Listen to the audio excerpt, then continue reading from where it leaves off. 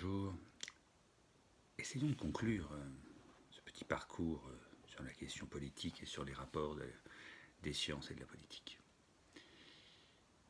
Parce qu'il y a quand même un problème qui se pose. Chaque prise de parole politique donne lieu, de la part des journalistes, quand on les écoute, à des commentaires dont la plupart portent sur des considérations de stratégie de communication, finalement.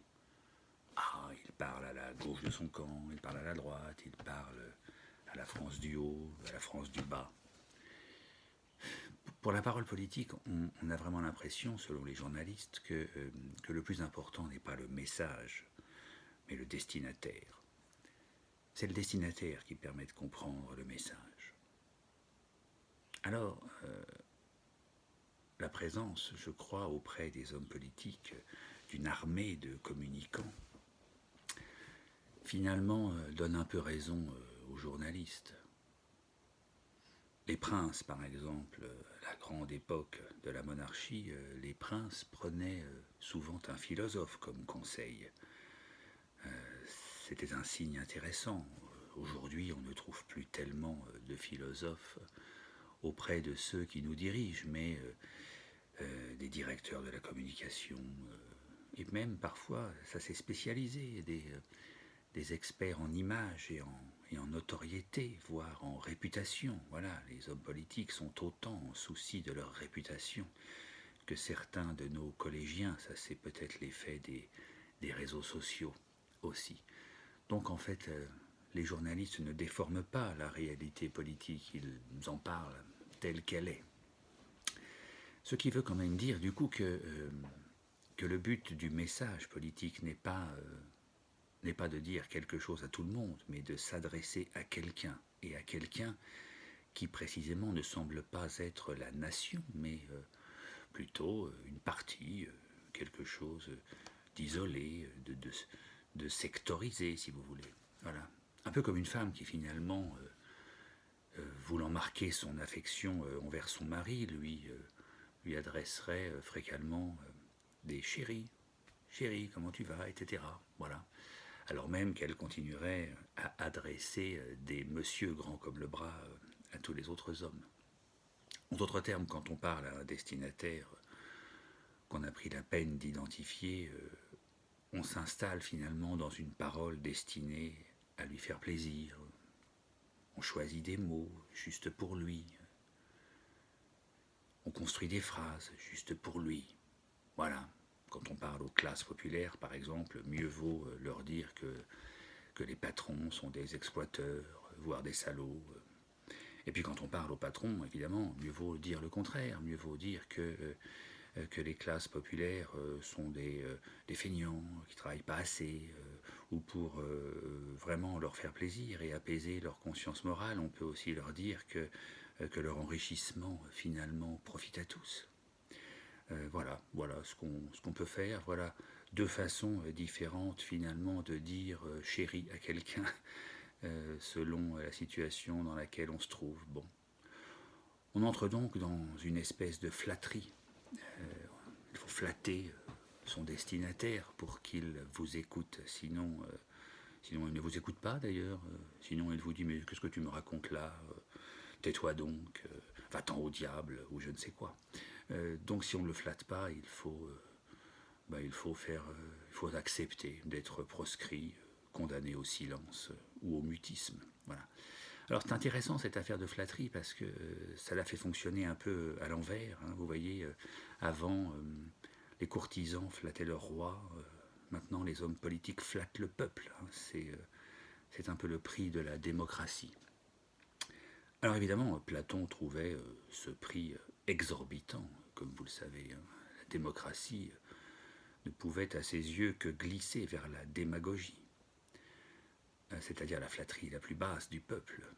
Or, la démagogie, selon Platon, enfermait nécessairement la politique dans la sophistique, c'est-à-dire dans une parole qui se moque éperdument de la vérité et cherche seulement l'efficacité du discours. Hein.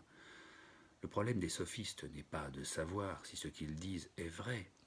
Le problème des sophistes est de savoir si ce qu'ils disent réussit à persuader ceux qui les écoutent, ce qui n'est pas la même chose. Hein. Mais alors, on pourrait quand même se poser la question, pourquoi Platon combat la sophistique de toutes ses forces? Pourquoi récuse-t-il toute espèce de forme de flatterie et nous invite à nous concentrer exclusivement sur la vérité des messages? Eh bien, pour une raison, je crois, assez simple, c'est qu'il pense qu'au jeu de la démocratie, on perd nécessairement le réel de vue. Et que ce qui en est la conséquence, les orateurs, les meilleurs orateurs, finissent par croire qu'ils ont raison quand ils constatent qu'ils réussissent à persuader des foules. J'ai raison parce que j'arrive à persuader des foules. Voilà quand même quelque chose d'embarrassant. Parce que une parole qui n'est pas destinée à tout le monde, une parole qui cherche à flatter un parti ou une classe sociale, ou même une corporation, ou une catégorie de population, voire même aujourd'hui une minorité. N'oublions jamais ça, que nous sommes entrés dans ce que certains appellent la dictature des minorités. Eh bien, toute personne qui s'adresse à une catégorie d'êtres humains ne peut pas être rationnelle, parce que la raison est ce qu'il y a de plus universellement partagé.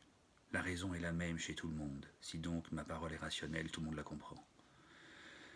Et donc, une parole qui n'est pas destinée à tout le monde est une parole qui conduit inéluctablement un peuple à sa perte. Car le réel, lui, ne change pas au rythme des variations d'opinion. Le réel est ce qu'il est. Il reste ce qu'il est, quel que soit ce qu'en disent les différents orateurs qui prennent la parole. Donc, pour rencontrer le réel, il faut être rationnel. En tout cas, c'est une garantie. On est nécessairement plus proche du réel quand on est rationnel que quand on essaie de flatter une catégorie de la population. Et quand on ne cherche pas le réel, quand on le perd de vue, malheureusement, on finit toujours par le rencontrer un jour ou l'autre. On le prend cette fois comme un mur dans la figure. Voilà pourquoi Platon était opposé à toute espèce de flatterie. Mais évidemment, on pourrait bien sûr lui objecter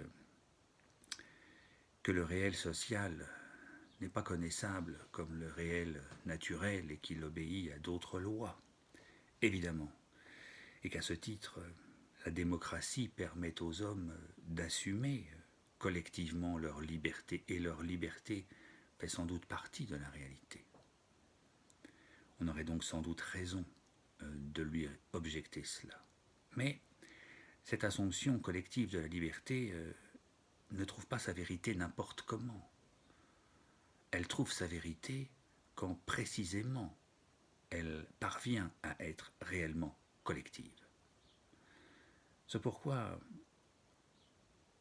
la vraie réconciliation de la politique et de la vérité n'est pas de se doter d'un conseil scientifique quand il y a un problème de santé publique, mais de s'en remettre à la volonté générale qui s'exprime au Parlement, à condition bien évidemment que ce Parlement soit vraiment représentatif de la nation. Nous verrons bien alors, quand cette crise sanitaire sera passée, quelles seront les décisions politiques et si ceux qui nous dirigent refont ou opèrent leur retour vers le Parlement pour se remettre cette fois à l'écoute de la sagesse d'un peuple qu'ils auront précisément d'abord choisi d'écouter en réformant peut-être un peu le code électoral pour que ce Parlement redevienne vraiment quelque chose qui soit l'expression de la volonté populaire. Voilà.